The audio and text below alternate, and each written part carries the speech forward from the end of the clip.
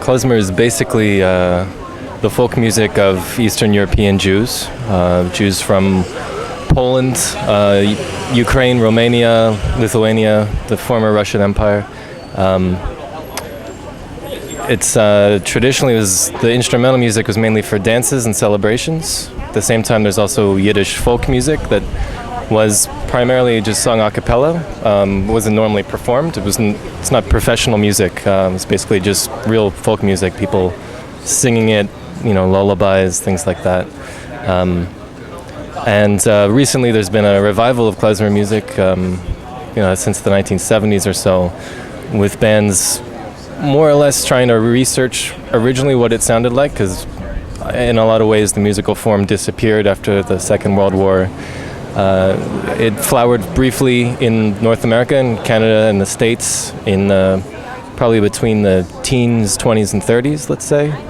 And then after the Yiddish culture kind of disappeared and was absorbed and assimilated into North American culture, the music kind of, was faded away. But there is this whole collection of amazing 78s and all these old radio recordings and things like that. So in the past 30 years, a lot of people have been doing this research to rediscover what the music was, try to recreate from the recordings from the 20s what maybe the generation before the 20s was playing, where the music starts getting even weirder and starts getting more localized to, what's the sound of a certain village in the Ukraine, in a way that's, maybe similar to like Bela Bartok's research into Transylvanian folk music, things like that.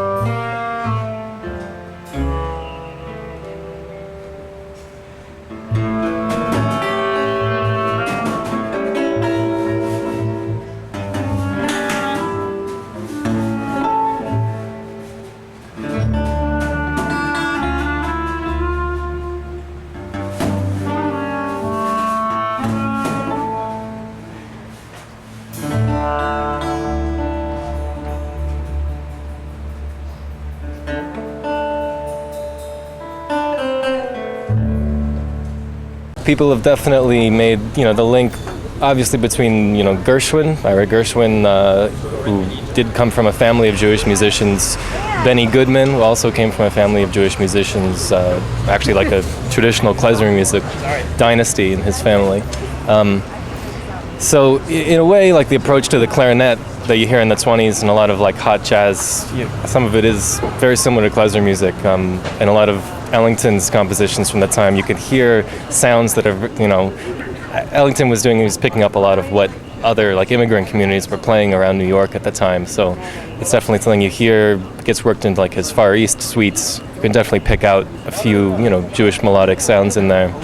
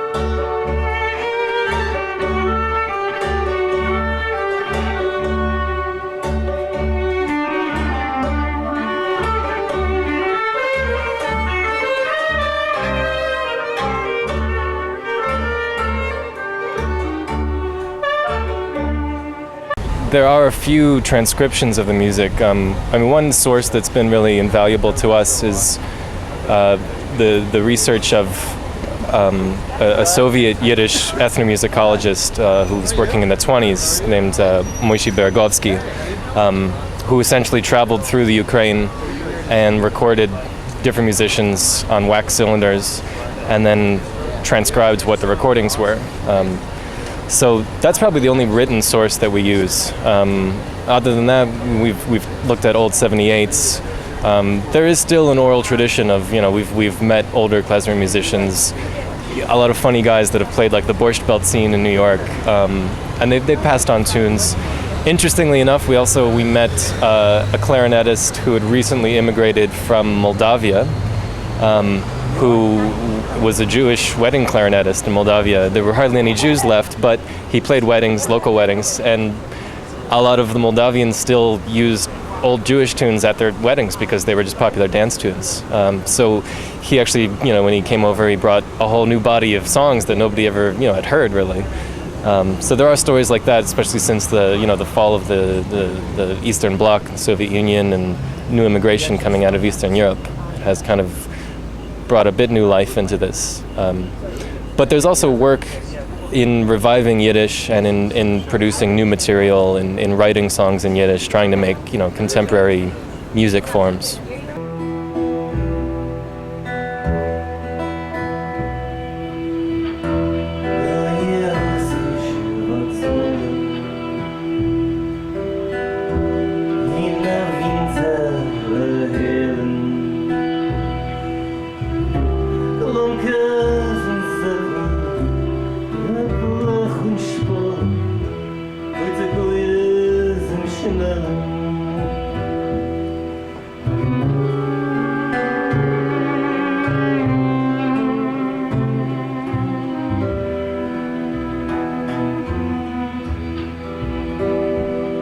We have played cousins' bar mitzvahs and we have played weddings. We don't usually think of that as like a Black Ox Orchestar show because we generally don't do so much of our own original songs. We just do more, traditional dance tunes, which is fun, and we enjoy playing that type of set. But I would say that in Montreal, for one thing, there's a really strong Yiddish-speaking community in Montreal, and it's probably next to New York. It's the second biggest center in North America for Yiddish culture. It's a large Hasidic community actually in the neighborhood where we live. It's like one of the few places in Canada where you walk down the street, you'll actually hear people speaking Yiddish. There's also was a very strong Yiddish labor tradition. There were lots of very active Jewish labor unions, especially around the garment industry. And a lot of the tradition of feminism and socialist and Marxist activism in Montreal comes out of the Yiddish-speaking labor movement earlier in the 20th century. And at the same time, Montreal is a very interesting mosaic type of city. And so I think people are receptive to hearing even languages they don't understand. It doesn't necessarily freak them out to be exposed to something that seems foreign. People are more acclimatized to that, I guess.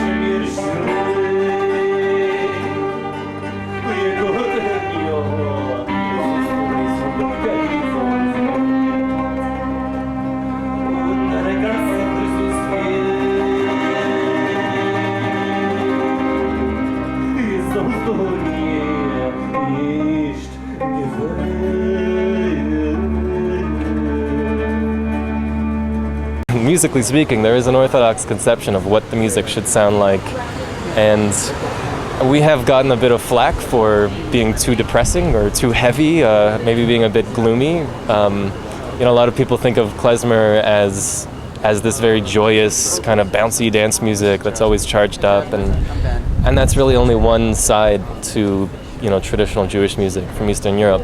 So I guess me as a Yiddishist, I've always wanted to explore more what the Yiddish folk tradition was like, and to do song settings for these folk songs that traditionally were just a cappella. There weren't bands playing behind singers. So yeah, I mean there definitely are different approaches to this.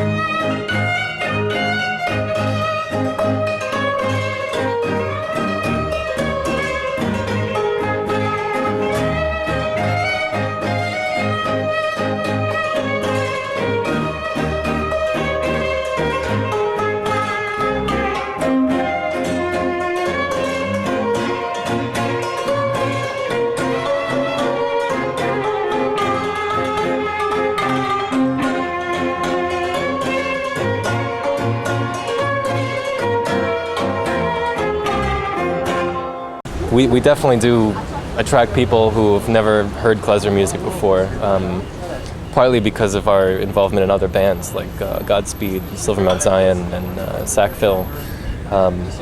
So people are curious what these indie rockers are doing with this music that seems unfamiliar to a lot of people.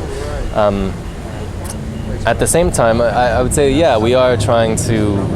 There is something educational to what we're doing. Like it is basically a lost art form, and part of our mission is saying this is beautiful music coming out of a really interesting tradition that disappeared, and it disappeared because of because essentially of 20th century politics, because of the nature of assimilation and shame about ethnicity in North America, and obviously because of the rise of fascism, Nazism, and nationalism in general in Europe. At the same time, the rise of Jewish nationalism that was associated with Israel and Hebrew culture kind of looked down on Yiddish culture as something that came out of the ghetto, that was a bit shameful. It was like the culture of victims. So a lot of people didn't want to pass it on. So that's why a lot of kids that had Yiddish-speaking parents or grandparents never learned it, because it was considered kind of a badge of shame. So for a lot of people, for a lot of young Jews maybe that were weaned on the culture of singing Israeli folk songs that are maybe 20 years old or 40 years old at that, and having never really been exposed to Yiddish folk culture that goes back hundreds of years, we feel like we want to correct that in some ways. We want to say there are more options out there, especially for Jews living in the diaspora, that we don't have to accept a monoculture. We don't have to say that this is the new Jewish state and its culture is all of our culture, because that basically goes against the grain of Jewish history. Yeah.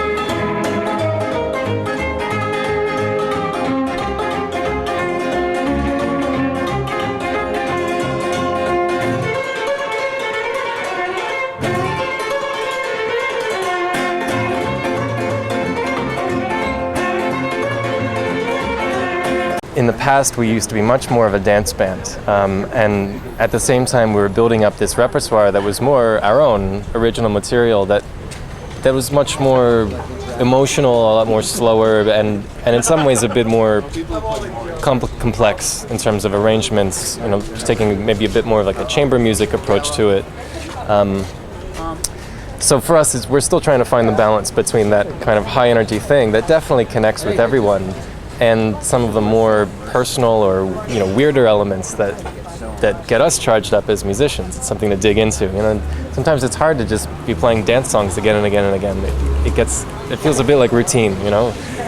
At the same time, to have that kind of connection with an audience is pretty rare, and to go to a show that's a dance show where people are actually dancing to a live band, people are actually dancing to acoustic instruments. It's kind of amazing in this day and age.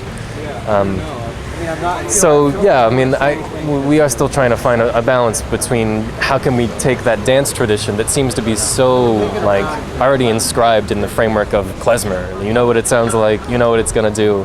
Like, how do we do something original with that? It's a little bit harder than the Yiddish folk songs because that's more of an untapped terrain, But I would say that it is totally inclusive music. It's musically involved all sorts of elements of neighboring musics, like gypsy music, Ukrainian music, Greek music. A lot of the big klezmer bands, there would be gypsies, Jews, Ukrainians all playing together and cross-pollinating. So it's definitely like a hybrid type of music.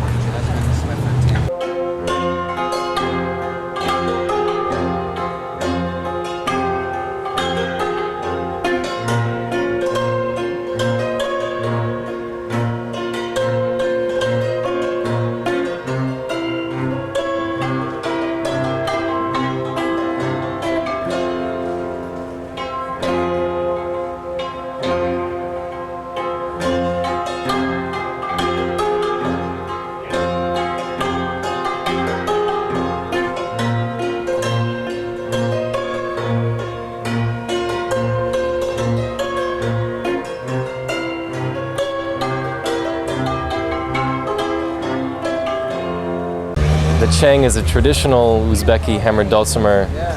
The Soviets modernized a version of it to make it more similar to the Eastern European hammered dulcimer called the cymbalom. So even though it's an Uzbeki dulcimer, it's the same tuning as an Eastern European cymbalom. You might hear gypsy music, Greek music, things like that. And yeah, I did have to hunt that instrument down. Those are a bit hard to find. Otherwise, we use a clarinet. We also play with the bass clarinet a lot of times, a double bass and violin, and acoustic guitar, which is actually not traditional to klezmer music, but we've been always sort of struggling to find ways of incorporating it in. And there is in the Yiddish folk tradition, starting in the 20th century, of people accompanying themselves on guitar. Not so much before that in the 19th century, but by the 1940s there was sort of a cabaret culture in Poland and other parts of Eastern Europe where there were Yiddish singers being accompanied by guitar or being accompanied by things similar to like German cabaret bands like you might find in the cabaret music of Brecht and Weill, things like that. So yeah, we don't want to feel too limited to the traditional instrumentation. It's useful when we want a traditional sound, but at the same time, if we want to draw on like our rock experience, we're happy to amplify, go electric, distort, do whatever. Likewise, we use drums, we'll use free jazz elements, things like that.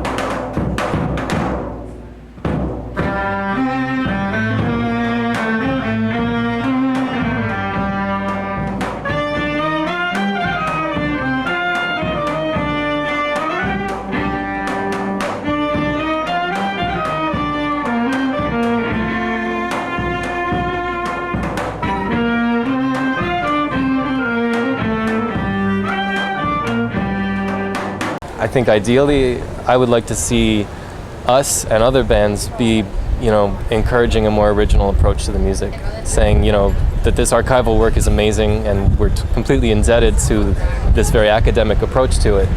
But at the same time, people have been doing that for a few decades now. We have a big body of work. We don't want to get, stuck in having to do the same repertoire. It can get a bit limiting, and I think there are a bunch of bands out there. A lot of the bands on the Tzaddik label are a case in point, but there are more bands than just the Tzaddik bands. I can think of a whole bunch of different groups in North America and also in Europe who are trying to say, let's make actual contemporary music out of this, and and kick it into the next few years. So I think that's more what we're hoping to do, what we're hoping to contribute to. All right. Well, thank you for your time. Thanks, pleasure.